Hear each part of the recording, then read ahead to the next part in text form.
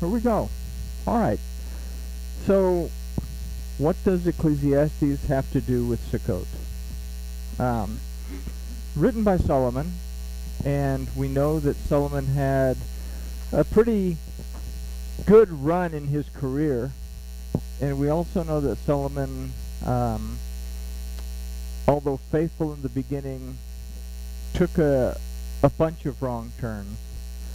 And my personal belief is that Ecclesiastes is when he finally figures it out, and basically he writes a book of his teshuvah. And if you read Ecclesiastes, he's saying exactly that. I've done it all. I've had all kinds of fun. I've done all kinds of really crazy stuff, and I realized that it was nothing. It was for nothing. It was all futile. So we're going to actually look at some stuff out of Ecclesiastes. And I can hear cuckoos. There we go. There we go. We're going to look at some things out of Ecclesiastes. What is everyone's, I guess, perception? Perception. What is it going to be like in the millennium after the gates are closed? And everybody's perception is, oh, it's going to be so wonderful. There's going to be, the lion and the lamb are going to sleep together, and we're going to, hammer our swords in the plowshares, which that's cool. I can go the opposite direction. All peachy keen and everything. But the question is, or not the question, but the idea is that we neglect to think about the possibility that the millennium is actually a 1,000-year period of learning. You say, oh, well, everyone that goes into the millennium is going to go in there with the exact same belief system. Everyone that goes in there is going to go in there because they established a solid, intimate relationship with Seh HaElohim according to his word, but not necessarily with the exact same belief system. Everyone in this room has a different belief system. Okay? We are all Torah observant. We try to be Torah active. We believe in our Elohim. We want to have a connection with our Elohim and intimacy with him. But it doesn't necessarily mean that when it comes and we go through our day that we are going to remain in such. Okay? I use me as an example. Everybody says, oh, look at him, he's always studying the Bible and all this stuff. And I let one of the holidays slip by. Okay? So we're not always paying attention. What is Sukkot there for? 1,000 years. It's for us to be able to pay attention, come into a single, and then be prepared to move on to basically the world to come, which is Shemini Atzeres, when we finally roll the Torah all the way back, and we start at the beginning. We start off in a restored state. Wow, everybody's going off. Even me. Okay, so let's talk to our Elohim, and we'll take a look at Ecclesiastes, and I'll kind of give you a heads up on what we'll talk about Friday as far as Noah and the ark. So, Father, we thank you for this opportunity to look at your word. We ask that you will open our eyes, open our ears, and open our hearts so that we can see, hear, and understand what your word says.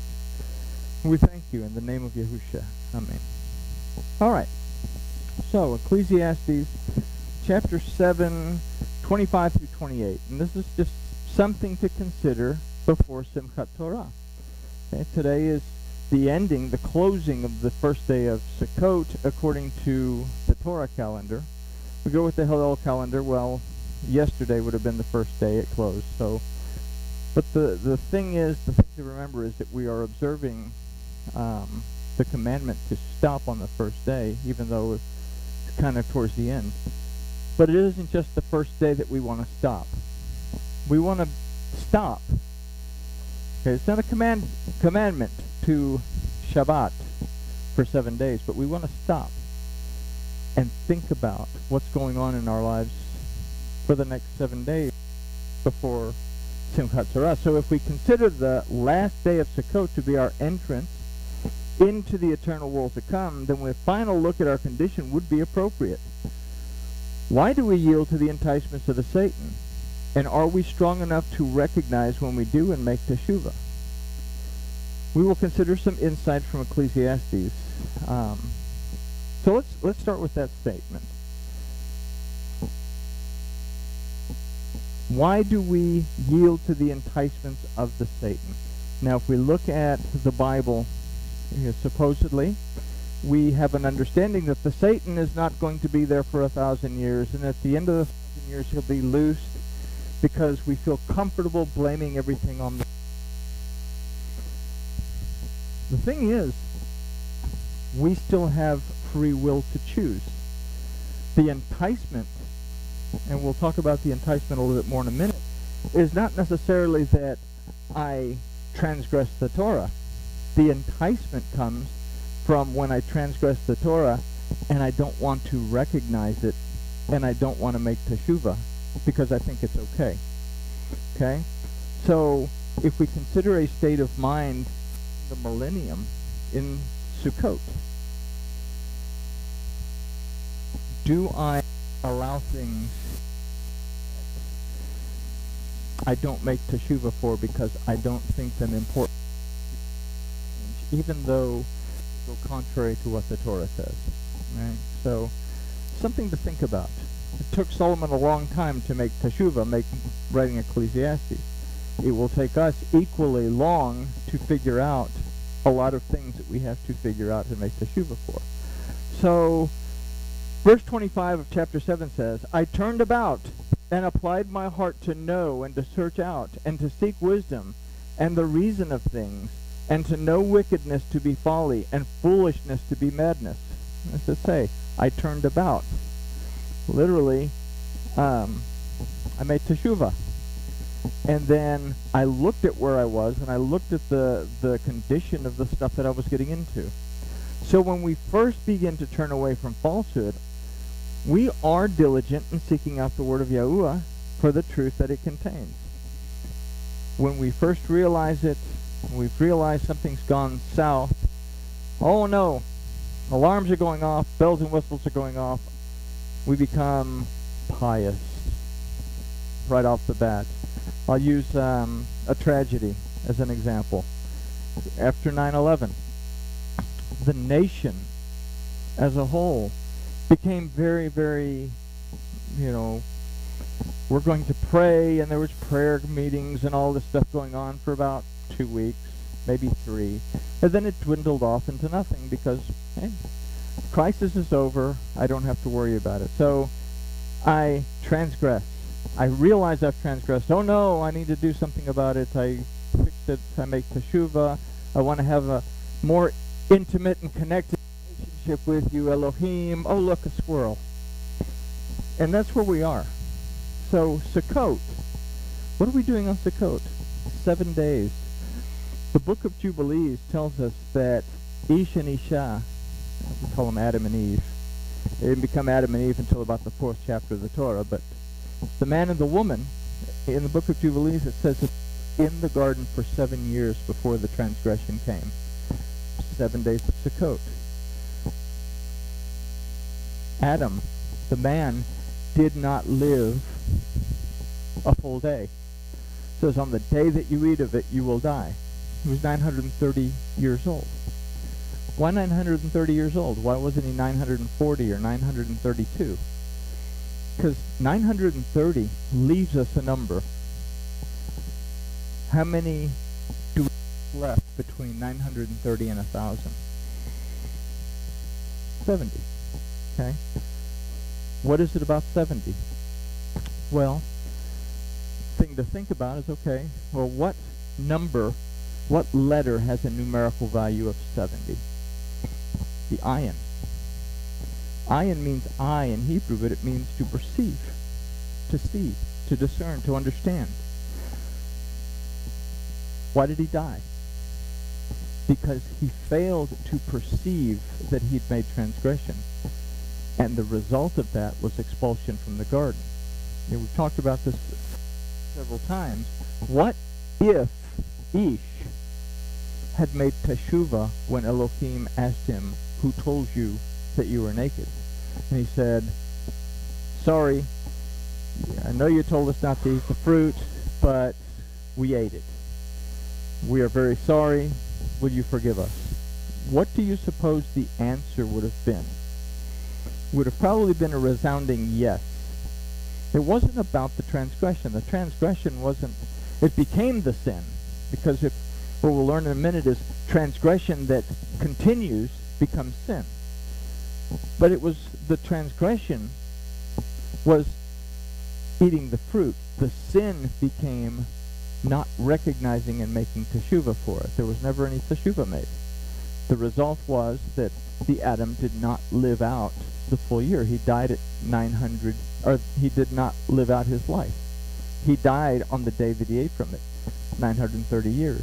Because we also learn in the Torah and also in the book of Jubilees that a day is equal to 1,000 years. Okay, which plays out an importance. So when we look at Sukkot, the 7 days of Sukkot, we consider that period of time within the garden prior to the enticement of the Satan with the serpent. For us, if we understand the book of Revelation, we understand there's a millennium period prior to the world to come. But in the middle of that, there's something that's called the white throne judgment.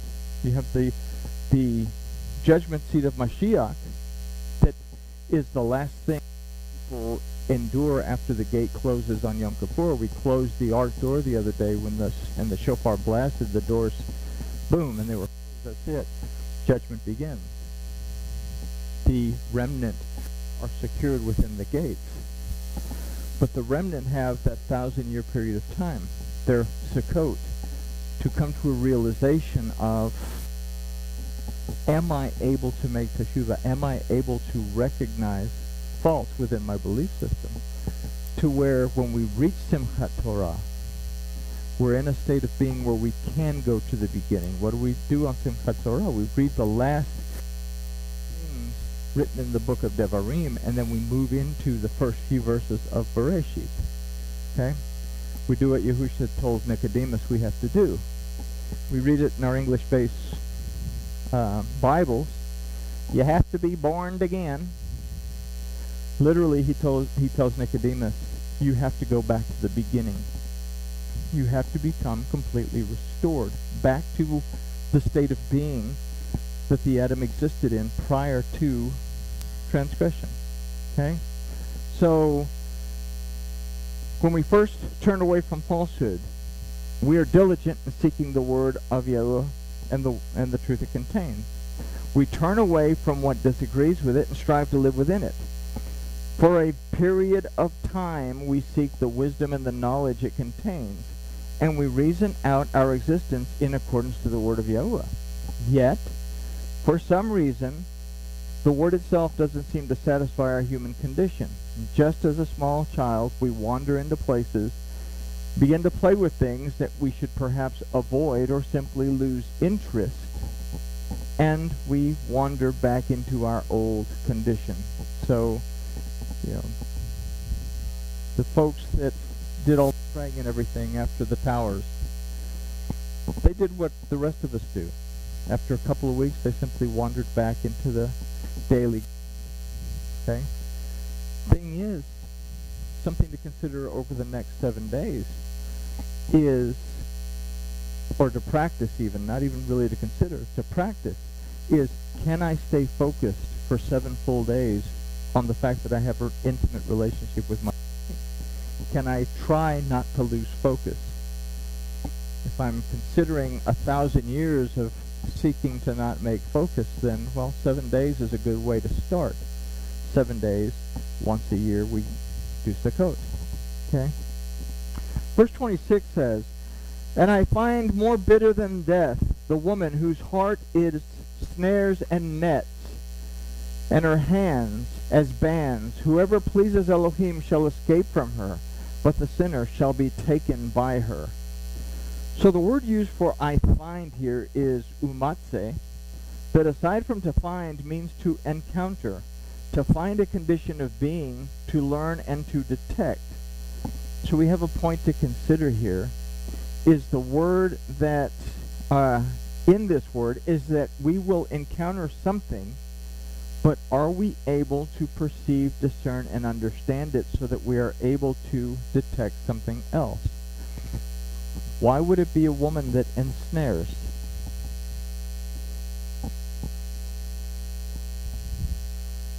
Because we have issues with our spiritual being. It's our spiritual being that strays off because it follows behind the flesh being. The flesh being wants something, the spirit being follows off. Why would it say that whose heart is snares and nets? We have a letter in the Torah, or in the alphabet, that is Zadi. Now Zadi means a snare. It means to hunt by trapping. Something that ensnares something. But the root of Zadi, or the root Ik, which means righteousness, is the letter Zadi.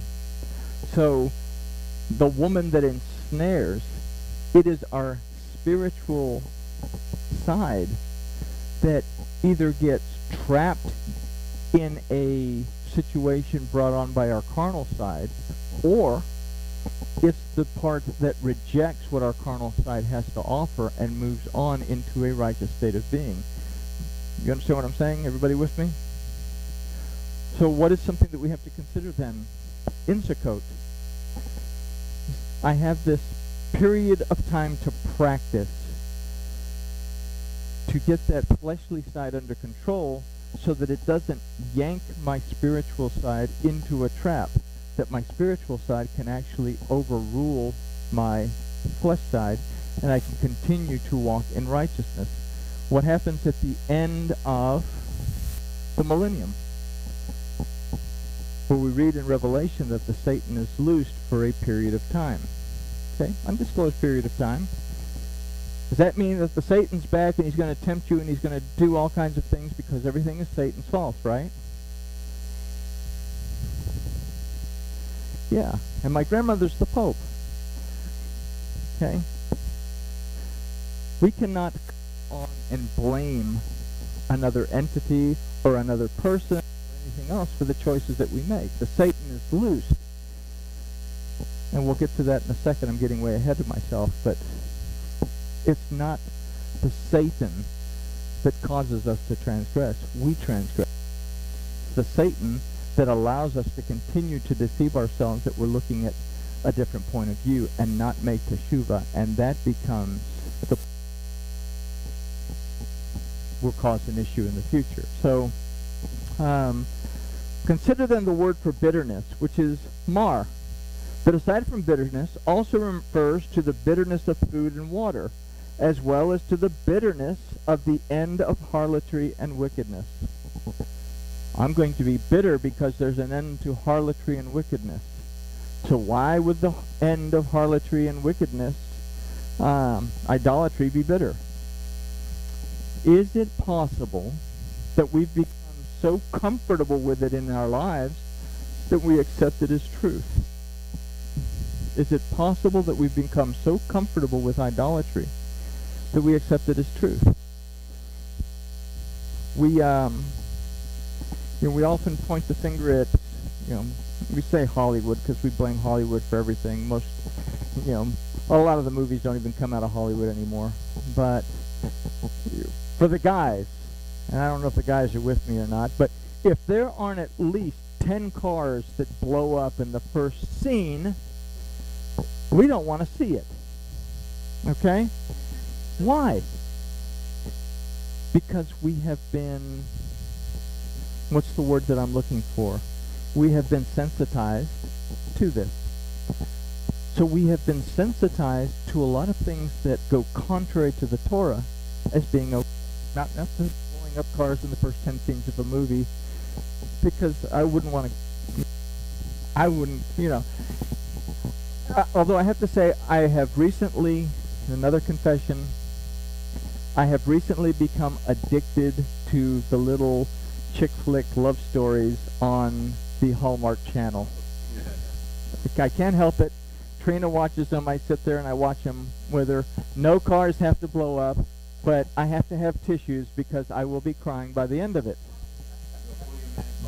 There you go. It is what it is. Maybe it'll desensitize me. I have to go in the other room and watch Predator after that, So. But this idea of mar, that we grieve over the loss of idolatry, we grieve over the loss of wickedness, because we've become so sensitized to it that we actually. And let's consider that for 7 days. What is it in my life that I'm sensitized to that perhaps is affecting me in a way that I don't need to be affected? Okay? Maybe I should watch movies where only 5 cars instead of 10 cars are blown up in the first. But seriously though, are there things that I've become so sensitized to that border on idolatry or wickedness or anything else that I simply look at it and say, that's cool, that's okay? Because I want to build my relationship with my Elohim more than anything during this period of time, but I also want to be able to get on the same page with those people around me so that I come into one single Torah, one single instruction, instead of a whole bunch of different little side instructions from whatever the Talmud says on this side or whatever the church fathers came up with on this side. What does the Torah say? And this is where I need to get in these 7 days. So let's consider what Paul has to say, 2 Corinthians 11, 13 through 15. For such are false apostles, deceitful workers, transforming themselves into emissaries of Mashiach. And no marvel, for Satan himself is transformed into a messenger of light. Therefore, it is no great thing if his ministers also be transformed as ministers of righteousness, whose end shall be according to their works. What is he saying? I can think it's a really good thing, but I have to be aware, and here we are bringing Satan and his emissaries. But if we go along those lines, Satan and his emissaries can transform themselves into ministers of light. I can be deceived into believing that there is light in something that has no light. Is that a cool thing to do? Yahusha says that there is one particular sin that will not be forgiven. He says that's to blaspheme the Ruach HaKodesh. What is that? It's to call what is good evil and to call what is evil good. That's a huge thing. So here we go into Sukkot. Now I have to look at myself a little deeper. Am I calling things that are not good, good? Am I calling things that are evil, or that are good, evil? Okay? That's called idolatry. It's a whole bunch of sins.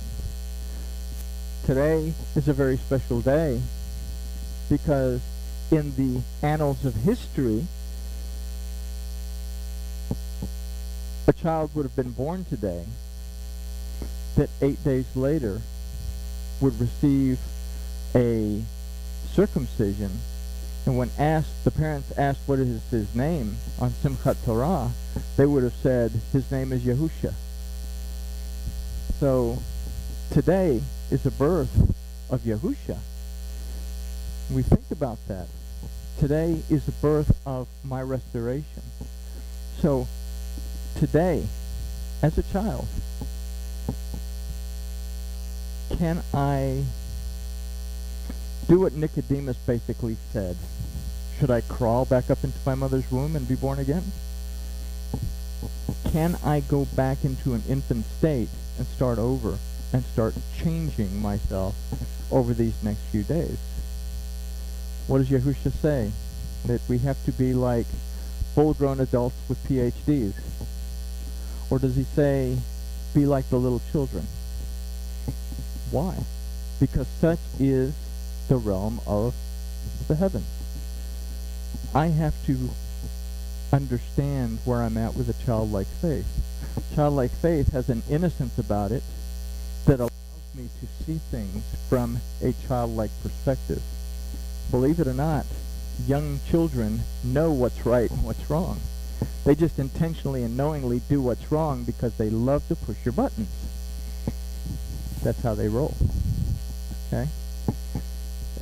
We'll worry about the spanking and the timeout later. Let's have fun. Watch this, you know.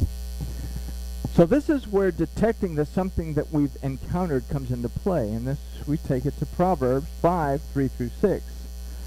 For the lips of a strange woman drip honey, and her mouth is smoother than oil. But her end is bitter as wormwood, sharp as a two-edged sword.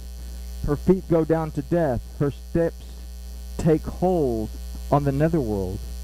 Lest she should walk the even path of life, her ways wander, but she knows it not.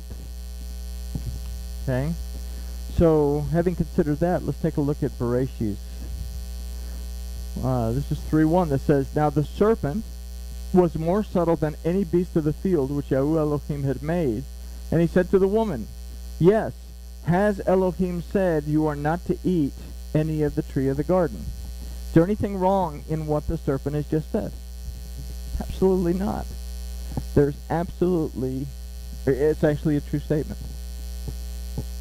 So where does the deception come in if Satan is such a lying deceiver? Is it possible that we struggle when we have to let go of falsehoods in our lives? What did the woman say? If it's the woman that had not paid attention to what Elohim had said, she's the one that first of all came up and said, no, we can eat of it, or no, we should not eat of it or touch it, or we will die. Well, Elohim had never said anything about touching it in the Torah. So she added to the word. Okay? She said, but we should not eat of the tree that is in the midst of the garden.